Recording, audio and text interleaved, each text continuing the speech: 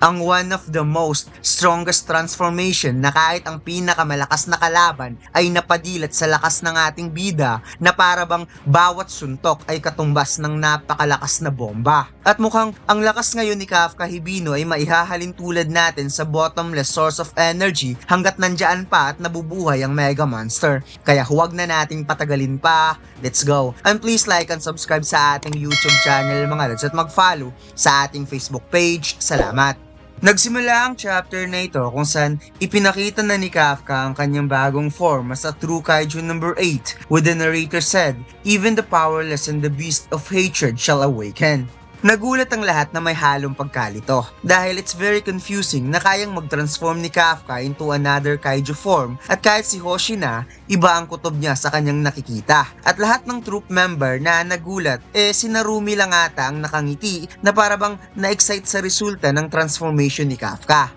Napansin kaagad ng mga operators na nagkakaroon sila ng bagong mutation detection sa Kaiju number 8. Ngunit tumagas ang pawis ni Kurosawa nang nakita ang waveform ni Kafka dahil na-detect ng kanilang system na hindi isang halimaw o tao ang Kaiju number 8 kaya kinukonsider nila itong isang unknown form at kahit ang resilience ay hindi kayang sukatin ng kanilang system.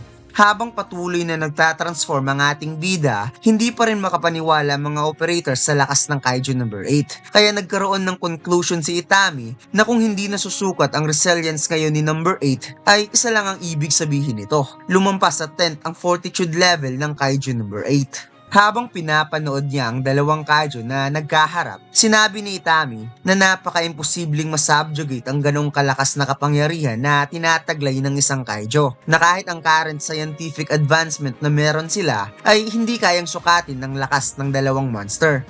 Dagdag pa ni Itami, ang pagsiklab mismo ng dalawang monster ay mahihahalin tulad sa pagtatapos ng human civilization. Kaya ang measurement sa moment na ito ay makukonsider daw na walang kwenta. Mas lalong napatitig si Itami nang naisip niya na kung nagawa ni Kafka na makontrol ang galit ni number 8, then ang sangkatauhan daw ay makakaligtas sa napakalaking disaster. Biglang humingi ng sorry si Kafka, kung saan kaagad nagtaka sina Mina at Hoshina kung bakit humingi ng sorry si Kafka pagkatapos nitong mag-transform into an miserable monster. Pagkatapos ipinakita ang dalawang drone na umuusok. It turned out na nagawa palang masira ni Kafka ang dalawang drone habang siya ay nagtatransform kanina. Kaya parang nanghihinayang ang ating bida sa nasira niyang drone at hindi pa rin nawawala ang pag-uugali niya bilang troop member kahit isa na siyang ganap na kaiju. Hindi rin makapaniwala ang mga operators ng first unit at kahit ang Chief Director General na si Itami ay parang nagulat rin sa naging reaksyon kanina ni Kafka nang dahil lang sa mga drones. At si Mina naman na nakikinig lang sa usapan ay bahagyang napangiti nang na-realize na kahit ano pa ang appearance ng Kaiju number 8, si Kafka pa rin ang nasa likod dito. Napahawak noon na lamang ang ating bida at sinabing babayaran na lamang niya ang mga drones na nasira. At habang naglalakad ang Mega Monster towards Kafka ay sinabi ng ating bida na babayaran niya sa pamamagitan ng pagtapos kung ano ang sinimulan niya. Bagay na mas lalong nagpaparealize kay Mina na yan ang tunay na Kafka na kilala niya. Samantalang habang pinapanood ni Itami at Nogizaka ang mga pangyayari, confused pa rin ang dalawa kung bakit ganyan ang itsura ni Kafka as a Kaiju number 8, kung saan napakomento si Nogizaka na wikang isa itong new form ng ilang uri na kahit ang third unit ay walang alam patungkol dito. Ngunit itong si Hoshina ay parang may duda sa nangyayari kay Kafka dahil kung iisipin natin mga lods, si Hoshina lang ang nakakaalam sa lahat ng troop member ng third unit na posibleng maging ganap na kaiju si Kafka Hibino. Habang hinihintay ang Mega Monster, mayroong nakita si Kafka. Nakita niya ang mga nagbababol na parang kumukulo na nasa kinatatayuan niya mismo. Ito nga daw ay souls ng mga samurai soldier na walang katapusang bumubulusok dahil sa sama ng loob, panghihinayang, puot at galit. Sinabi ni Kafka na ito daw ang nagsisilbing source of energy ng Kaiju number 8, ang walang hanggang pagdaloy ng pitch black fuel na parabang inihahalin tulad niya sa isang gasolina ang pot at galit na kinukunan niya ng source of energy. Kaya parang nag-ala Super Saiyan God si Kafka Hibino habang nire-release ang walang katapusang lakas na nanggagaling sa soul ng mga samurai soldier.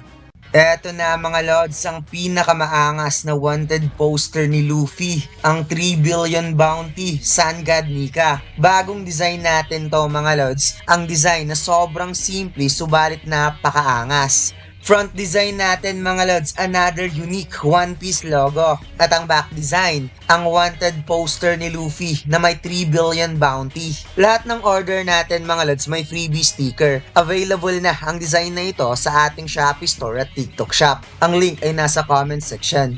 Bahagyang natigilan ng Mega Monster nang nakita niya si Kafka na nagpapalabas ng energy dahil nagkaroon siya ng hallucination sa mga samurai soldier na pinaslang niya. At sa napakahabang panahon, dala-dala pa rin nito ang pot at galit kung kaya't siya ay napabuntong hininga, hindi dahil sa nalungkot kundi mas lalo siyang nasisiyahan nang naalala mga samurai soldier na makikitang hindi napigilan ng Mega Monster na tumawa sa sobrang tuwa. Nagtataka si Kuroso kung bakit tumatawa ang Mega Monster. Ngunit habang ito ay napalaughing moment, bigla na lamang nagkaroon ng crack sa katawan ng Mega Monster at napatigil sa paggalaw na para bang siya ay nanigas. Subalit ito pala ay introduction ng pag-upgrade ng kanyang lakas dahil bigla na lamang siyang nag-charge na makikitang lumaki ang katawan at braso ng Mega Monster at nawala ang mata sa gitna ng katawan nito.